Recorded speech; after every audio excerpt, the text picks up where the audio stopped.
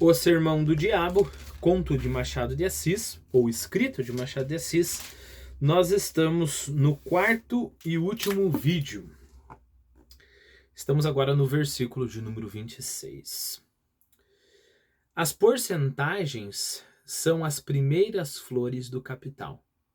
Cortai-as logo, para que as outras flores brotem mais viçosas e lindas. Ou seja, não cortai as porcentagens no sentido de dar desconto, mas pega de uma vez aqueles porcentos e cobra mais, né? Como quando a gente vê, sei lá, dívida de cartão de crédito, né? Não deis conta das contas passadas, porque passadas são as contas contadas e perpétuas as contas que se não contam. Deixai falar os acionistas prognósticos, ou seja, aqueles que preveem o futuro, né? Aqueles que ficam pensando lá no futuro. Deixa que esses acionistas falem. Uma vez aliviados, assinam de boa vontade, né?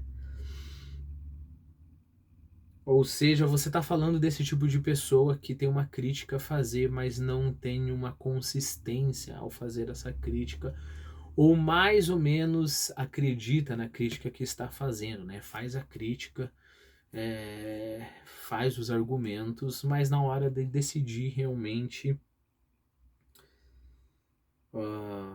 faz o que as outras pessoas querem, né? Isso me lembra muito das verdades, né? E daquela história que verdade mesmo é aquilo que acredita o náufrago, né? Então é aquela história, você conversa com filósofos, filosofeiros, né? E eles vão falar, não, mas tudo é uma construção da tua mente, na verdade é a realidade, não, né? E faz todo aquele joguinho tão bonitinho, né?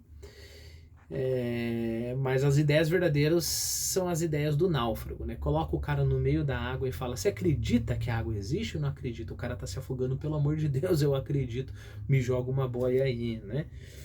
Então a diferença da verdade criada no discurso, que é feita para polemizar, né? E a verdade nua e crua, né?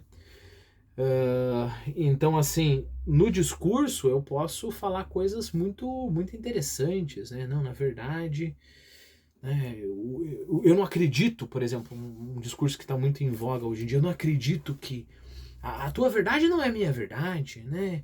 O que é teu não é meu, e esse subjetivismo extremo, mas, por exemplo, a pessoa conversa com outros seres humanos, né? Prova de que ele acredita que o que ele fala os outros entendem, né? Prova que, sei lá, você vai lá, pega um cara desse, né, que acredita que tudo é subjetivo e tudo mais, e coloca ele numa situação real, né?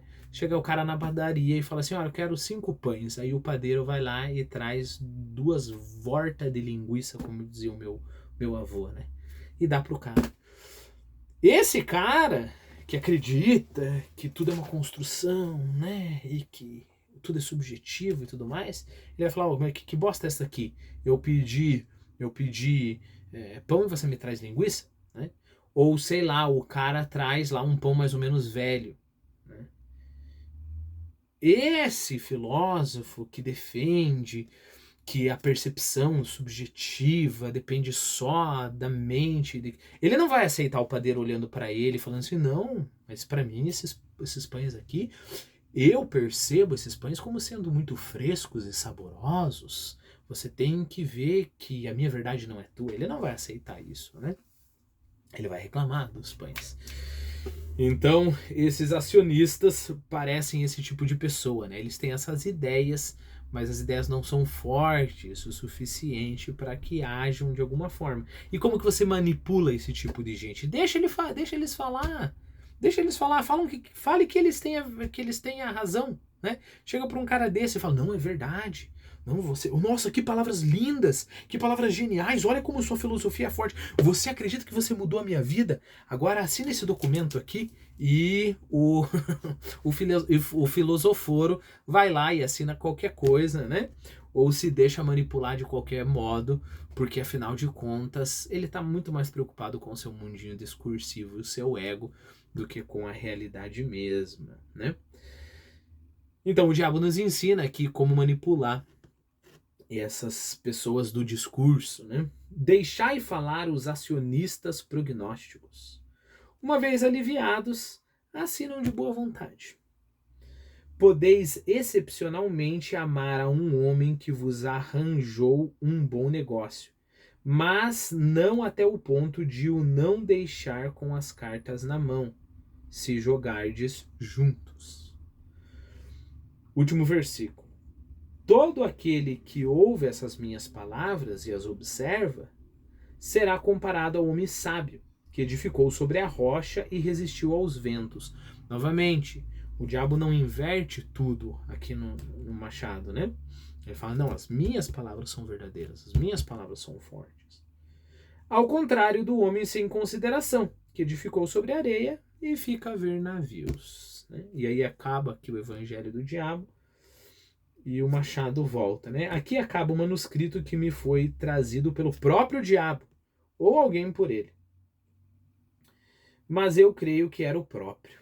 Alto, magro, barbícula ao queixo, ar de Mefistófeles. Lembre-se que Mefistófeles é o diabo, né? O demônio que aparece no Fausto, de Goethe, né? Que guia o Fausto nas suas andanças. É claro que o que o Machado de Assis tinha em mente aqui era o teatro, né? O personagem do teatro, você tem esse típico, né, diabo, né? Alto, magro, barbícula ao queixo, ar de Mefistófeles. Fiz-lhe uma cruz com os dedos e ele sumiu-se. Apesar de tudo, não respondo pelo papel, nem pelas doutrinas, nem pelos erros de cópia.